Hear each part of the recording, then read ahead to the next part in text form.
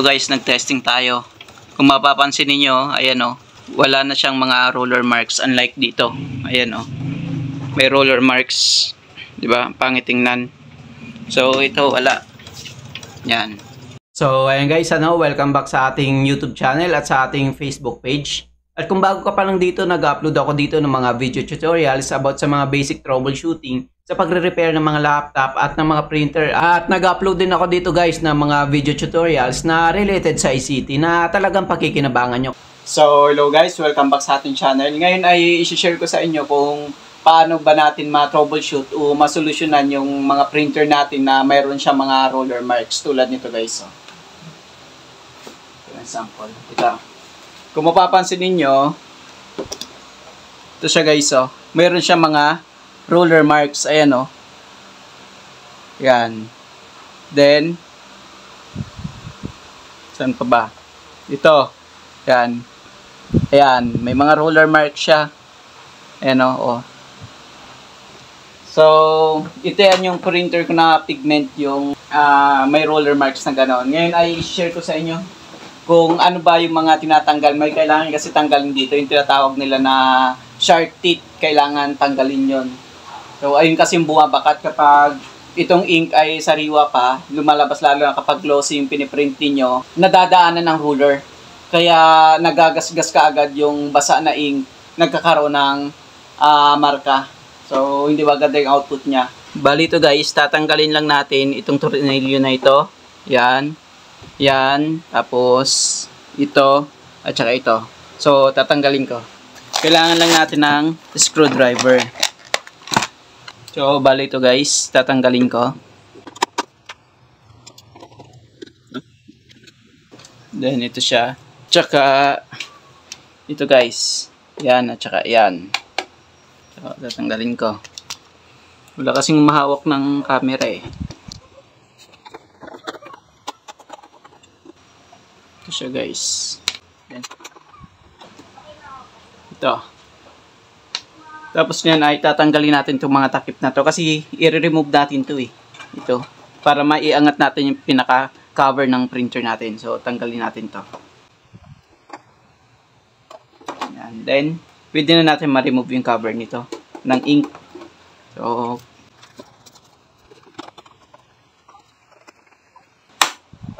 So, ayan siya guys.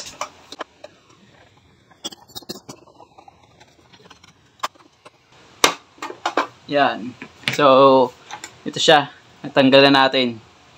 Then, ibabalik natin yung takip muna kasi baka matapon. Yan. Para hindi mag-leak yung ink niya. Ayan. Then, may tornilyo na naman yan dito. Ayan, at saka ayan. Tatanggalin, ayan, tatanggalin din natin. So, dito yun siya sa ilalim. Ito siya guys, yan. Tsaka ito.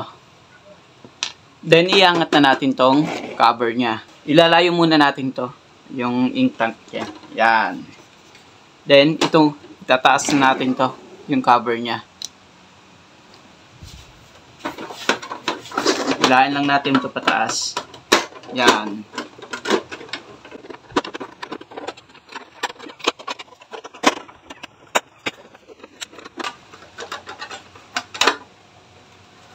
So, ito. Natanggal na natin yung cover niya. Ngayon, yung shark teeth, yung hanapin natin. Ito yan yung sinasabing mga roller niya. Then, sa ilalim yung shark teeth. Bali, itong tornilyo na to guys, pati itong tornilyo na yan, ayan, tatanggalin natin. So, tatanggalin ko.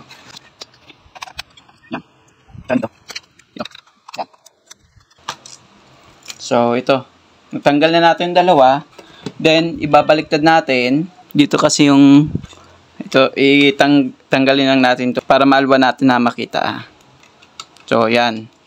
Then, kung ibabaliktad natin ito guys, ayan o. Ito yung tinatawag na shark teeth. At ito yung reason kung bakit nagkakaroon ng roller marks or gumuguhit yung mga print natin. Lalo na kapag mga glossy yung piniprinta natin. Kasi basa pa yung ink nga. Dumadaan dito at nagagasgas niya. Ayan. Ito yung mga shark teeth na sinasabi. Focus ko lang. Yan. Ito yung mga shark teeth na sinasabi. Yan. Yan. Pati ito, tinatanggal din ito guys. Yan. Pati ito. Yan. Focus ko lang. Yan. Tinatanggal din ito guys. Kung mapapansin ninyo, apat. Ayan o. May hirap kasi walang mawak ng camera eh. Yan o. Apat na piraso yan guys. Ito yung isa. Dalawa. Tatlo. Apat. Pero warning guys ha. Yung tatanggalin lang natin dito, itong dalawa lang na nasa gitna. Huwag ito at saka ito. Dahil magkakaproblema kayo. Gayon din dito sa shark teeth na sinasabi. Dito sa shark teeth na yan, ititira natin yung isa sa pinakahuli at saka isa rin dito sa kabila, yung pinakahuli. Ito. Yan. Iwan lang natin. Yung tatanggalin natin lahat, yung mga nasa gitna. Yan. Tatanggalin natin yan lahat. Yan. Tatanggalin natin. Ito. Tira sa dulo at saka ito. Ito sa dulo. Yan. Tira yan. Ititira natin. So, paano natin ito matatanggal? Maraming paraan para matanggal natin to guys. Pwede tayong gumamit ng nipper. O kaya mga pliers dyan. Bali, ito lang gagamitin ko. Ito. Iipit lang natin dito. Ito, wag natin tatanggalin ha. Pati itong sa dulo, yan. Ayan lang yung dalawa sa gitna na magkalapit sila. So, iipit lang natin yan, tapos hilain natin. Kailan baka masagi ko yung camera.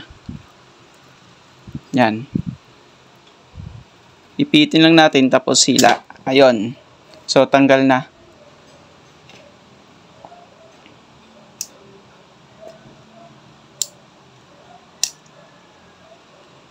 So, ayan siya guys. So, ayan. So, ito pang kabila. Tatanggalin din natin ito.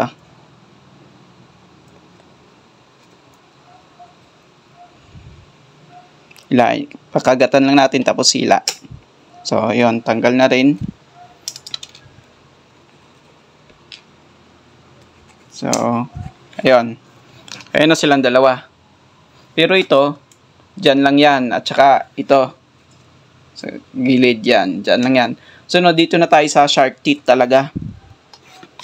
Yan. Ito. Itira natin ito. Then, itira natin ito. So, yung mga nasa gitna lang, ito lang. Oh. So, tatanggalin natin.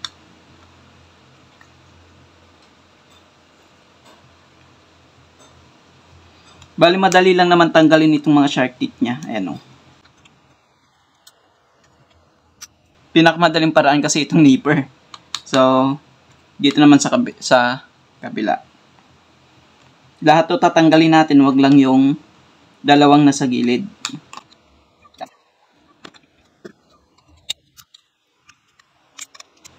Yan. Itong isa, tira lang yan. Tsaka, isa ito, tira lang rin yan. So, ito ay papakinisin lang natin. So, kung may liha kayo, mas maganda lihain nyo. Yan, ganyan lang ka-simple magtanggal ng mga shark teeth. Ito kasi yung reason sa mga roller marks eh.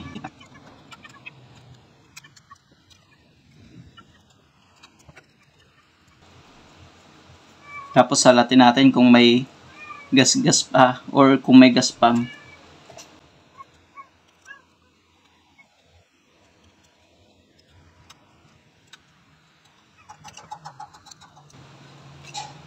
So, ayun. Malinis na siya guys. So, yan. So, hindi na tayo mamumroblema dyan na magkakaroon pa ng roller marks yung mga piniprint natin. Lalo na kapag nagprint tayo na talagang basa pa yung kanyang ink at kung glossy yung piniprinta natin, talagang matagal i-absorb ng papel yung ink. Kaya pag dumaan dito, nagmamark pa kasi basa pa yung ink eh. So, ibabalik na natin to. So, bali, yung pagbaklas natin na ganun guys, ganun lang rin yung pagbalik niya. So, ibabalik ko lang.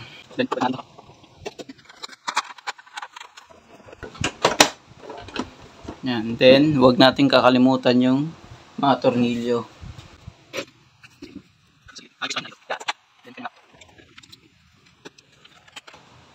Then, tanggalin muna uli natin yung takip para maibalik natin to.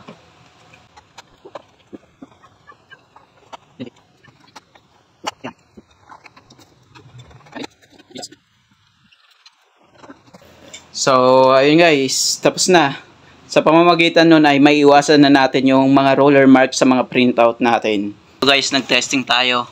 Kung mapapansin niyo, ayan o, wala na siyang mga roller marks unlike dito. Ayan o, may roller marks, 'di ba? Pangit tingnan. Oh, ang ganda na ng print niya. So, ayun guys, ganyan lang yung gagawin natin kapag napapansin natin na may roller marks yung ating mga printout, lalo na kapag glossy.